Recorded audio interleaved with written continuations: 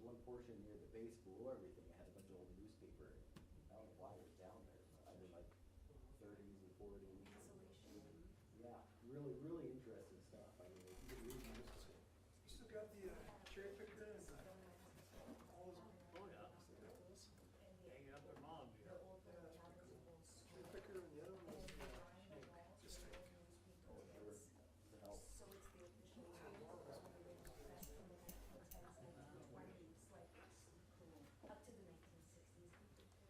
definitely was. Are you, Watching it and I don't see it.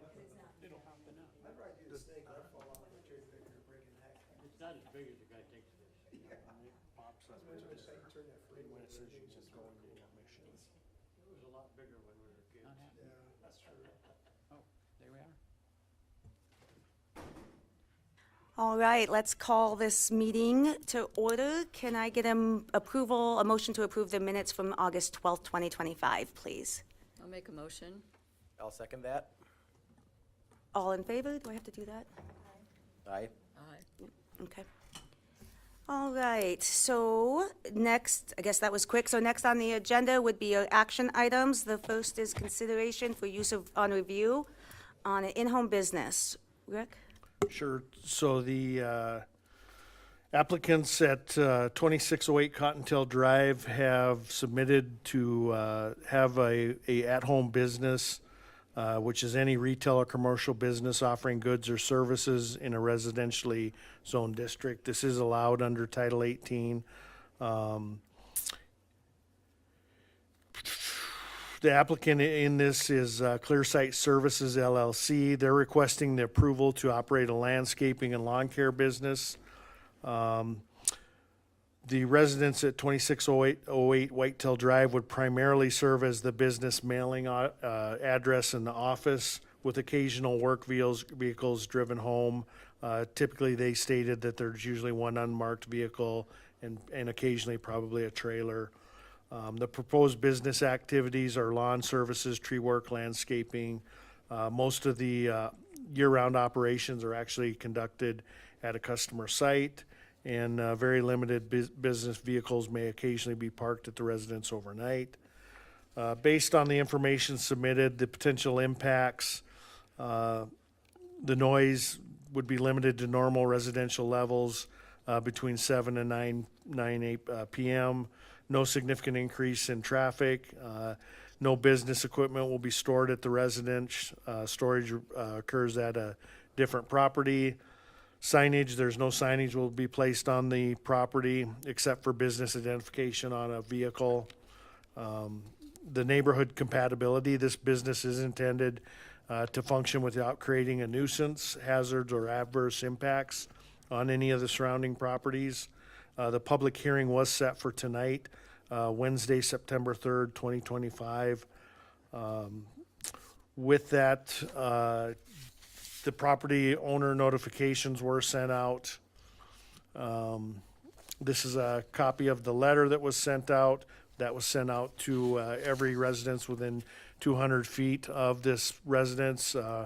Interestingly enough, both of the use on reviews tonight are both for lawn care businesses, and they're all, some of these people were notified twice because their house fell within the same proximity of 200 feet. These two use on reviews are probably 300 feet apart from each other, so they're right in the same neighborhood. So the neighbors certainly got notified, each one of them. They received a separate individual letter informing them of the public hearing tonight. Here is a snapshot of where that 200-foot radius is up there on Cottontail. When I was there and I placed the sign in the lawn notifying of the public hearing, there at that time there was no vehicles, nothing there to indicate that there was anything happening other than the residential use. And I made throughout the course of a couple of weeks, I went by there multiple times and had no issues whatsoever. So with that, I would ask, Madam Chairman, that you open up the public comment. It doesn't look like there's anybody here. James is here if he would want to speak.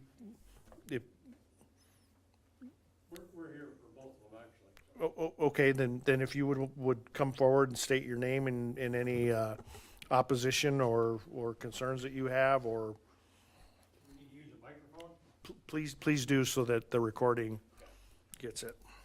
We own the house on Badger Drive behind Juddings, 2603. And it doesn't pertain as much to this one. I have talked to some of the other neighbors, and I'm surprised they're not here. Sure. But there is a chemical smell in the neighborhood that is annoyed. We rent the house on Badger, rent it out, and they have confronted me about the smell of, they didn't know what it was, and I'm assuming it's pesticides or some kind of lawn spray chemical. I see by the, by the notes that it's not supposed to be stored there. I understand the smell carries. That's the biggest concern. As far as the one we're talking about now, I don't have any concerns at all, other than the smell that has permeated the neighborhood, I guess. Other than that, I don't. Sure. For that particular one, no. Appreciate that. And again, when I was up there, I made multiple trips up there. Like I said, there was nothing on site at this particular residence. Okay. No trucks, there was nothing that would identify anything going on. When I was there taking pictures, and I did not notice that at this address. At this one? Okay. So, and again, have not received any other, the letter clearly states if they do have some concerns or whatnot, that they can certainly get a hold of us as well. And then there's another opportunity for them to come to the council meeting as well, so. And we didn't get any responses back from the letters that were sent out? So moving forward, we do not require a response back. Okay. The ordinance requires that we give notification of the public hearing.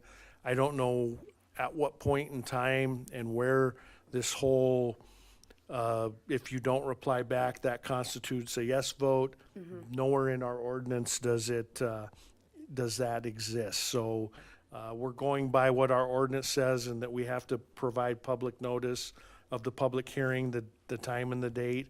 And if they have concerns, they should come to the public hearing and voice those. So, yeah, we did not, or they could call into the office, and we did not get anything back. Okay. Any, James, would you? Hello, I'm James Brown. I own Clearside Services, and the only reason that we have that address listed as our business address is because we don't have a office space, so I use the in-home office. All of our equipment and anything we have is stored up in Nemo on private property. okay. And I'm actually not licensed to spray pesticides in the state of South Dakota, so we don't have any chemical on Okay. property. Just to Clarify. comment on that. Yep, Thank you. Thanks, James. absolutely. So to be clear, the initial comment was for the second item on this action item. I believe it, they're here for both of them, because again, they're likely one that got both letters. Yeah, so, but I think his comments do probably pertain more to the second one. The second use on review. Okay. Any other questions or comments from? No? Can I get a motion? I'll motion to approve the use on review for the 2608 Cottontail Drive. I would second. All in favor? Same sign? Aye. Opposed? All right, that carries. And so for the second one is another use on review for an in-home business located up at 1500 Whitetail Drive. Rick? So yeah, this is another seasonal landscape company at 1500 Whitetail Drive, which is just around the corner. Same things apply under Title 18. This is a permitted use as a use on review for an at-home business. This applicant is Orange Rock LLC, which is Justin Judding. Same thing, he requested to operate a landscaping lawn care business at this residence. He also stated that it would be very minimal impact and no vehicles parked around. The few times that I did go up there, there were probably, there's the sign, of course, and you can see in the background, there were a few ATVs that had spreaders on them. I don't know if he was using them to spread fertilizer or salt. There was at different times, there was some different trailers parked there. There's actually right there, it's hard to see, but behind that trailer, there is actually a pickup with a spray tank in it. So that could be, I didn't at the time when I was there necessarily smell anything, but you can see from the pictures it had just rained as well. But certainly a little bit more of an impact at this residence than the other one. I don't know that it's overly used. I think that we have other in-home businesses that may have a similar impact, but certainly up for your consideration to consider all of those facts, and you are able to approve this conditionally too, and that's one of the other things. These use on reviews, and I should have started off with that. Should you get a use on review, that comes back yearly, comes back to this board, to the planning commission. This still has to go to the city council the first time and get approved. Once it's approved, it comes back here annually, and as long as there's not any complaints or any violations or anything like that, this group can reaffirm that use on review, and it doesn't go back to council. If we do have any issues within that first year, then the use on review can be repealed, and you're no longer able to do that. So please bear that in mind, and again, should the planning commission want to move forward and make a recommendation with any sort of restrictions, I think that is applicable as well. Can I ask a questions on chemical being stored in town? Is there ordinances or anything that guides us in that? No. No, I okay. mean, no difference than probably everybody sitting here has a bottle of weed killer in their garage now. Okay. I mean, it's not, if you can go buy it, there's certain chemicals that require a license, and certainly if you're doing it as a business, you have to have an applicator's license. But typically, I mean, we do that. All of my guys are licensed applicators. We don't even buy any chemicals that require a license. Generally, what we're spraying is like a Buccaneer type product that you can go to Cenex and buy it all day long. So short answer, no. When we issue these use on reviews, no different than if it's for a landscaping company or a firearms. That's part of the reason we have this process is we do want to know that, and we want to know for public health and safety, particularly, are you going to be storing ammunition? Are you going to have gunpowder? Are you going to have what liquids and what items that could pose a threat or a harm if your house starts on fire? We want the fire department to know that. We want to know that helps us to be able to, if we need to establish a perimeter and evacuate. So those are questions that we do ask, but when it comes to these particular chemicals that you would use in fertilizers and things like that, no, there's nothing that would, unless it would get to such a quantity that but I'm guessing at a home business level, you're not storing that type of, there's nowhere there to store, that much nitrogen or whatever else anhydrous ammonia. I mean, those types of things you're not storing. There's no facility there to do it. Okay. We, of course, don't want those things running down the storm drain either. Yeah, that was, And it does not appear that the applicant is here tonight. okay. Do we know that this company is licensed to use those? We can check.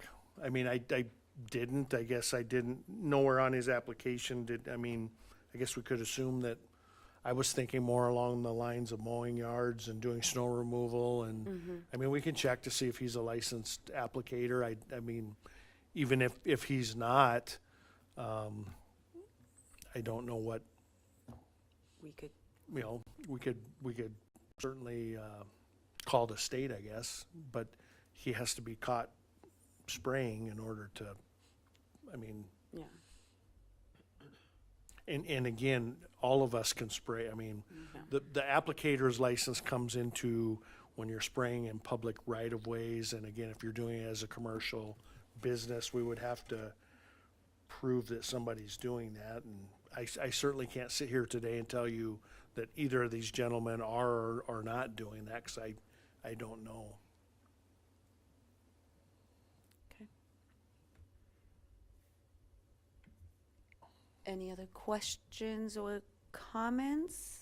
Just to clarify, this is an annual review on this particular property, or this is the first time? On all of the use, this one, both of these tonight are a first-time First time, application, okay. yes, sorry. And then from that, subsequently, if they get approved by council, they will come back annually.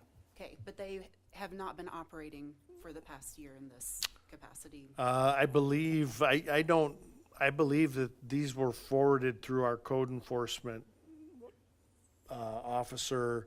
So at some level, there was something that substantiated him going up there and determining that, hey, you need to have a use on review to do what you're doing.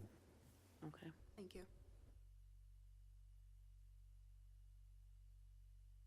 Anybody else?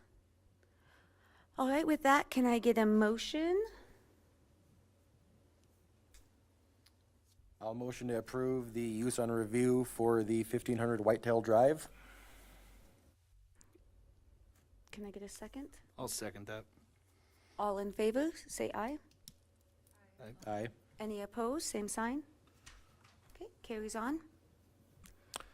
So these will go to city council for consideration on September 15th. And that'll be the final, city council has the final determining on issuing it or not.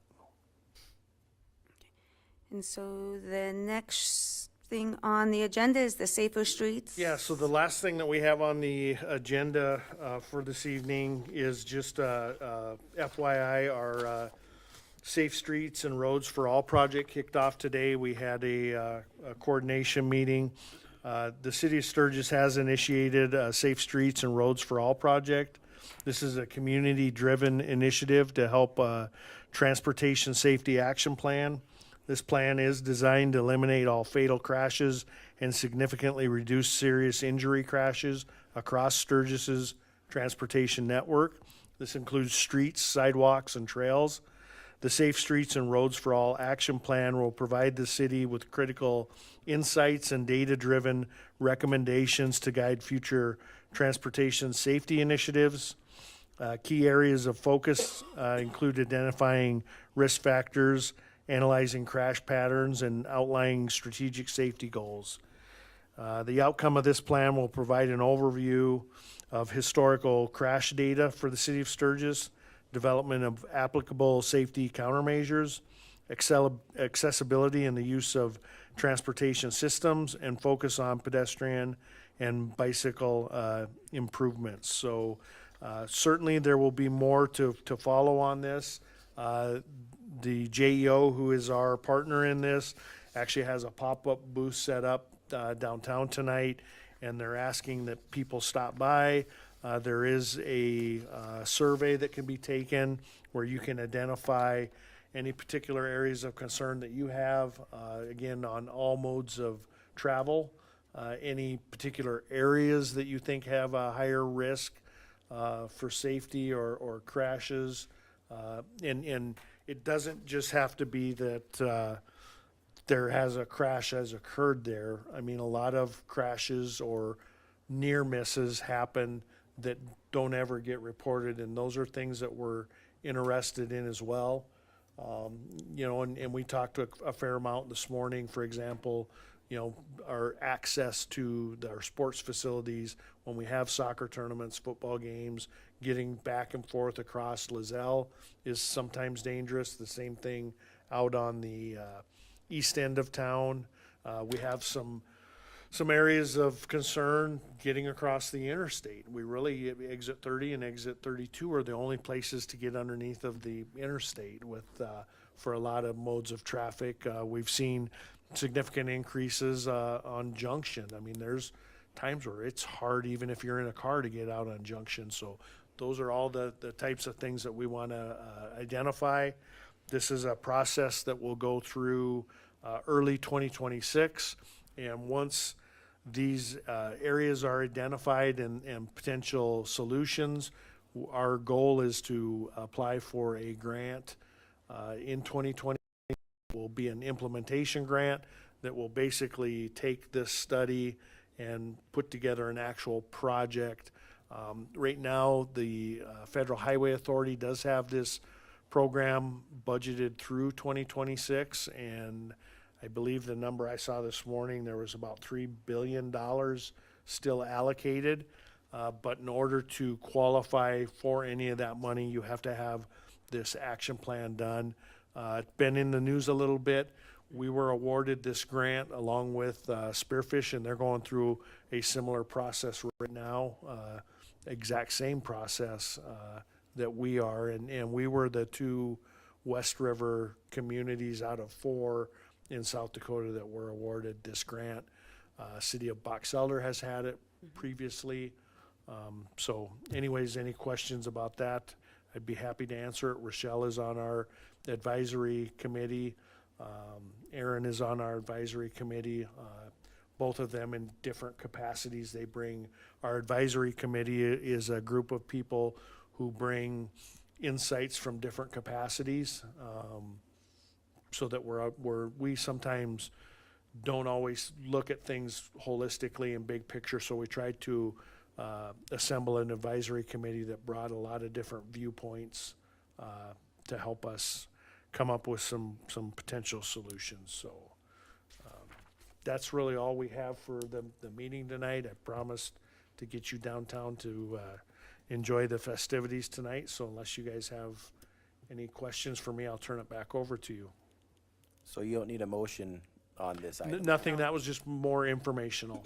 And be on the, please participate and be on the lookout. I will actually send out a link to the Planning Commission so that you guys can all take the survey. If you would take a few minutes and do that, it would be greatly appreciated. And spread the word about the survey too to other people. The more input we get, the better of look of an aspect of what we need to fix, I think. So now's the time to have community members speak their minds and use their voices. And this is the link in the packet too, that seems to be, that's all. Yep, yeah. Oh, and I'm sorry, we should welcome Rose Oh, Byers to our yes. newly appointed Planning Commission. I'm sorry, I should have done that at the beginning of the meeting. Welcome aboard and thank you for volunteering. Thank you. I look forward to Good. this. Sorry, Rose, it wasn't on the agenda.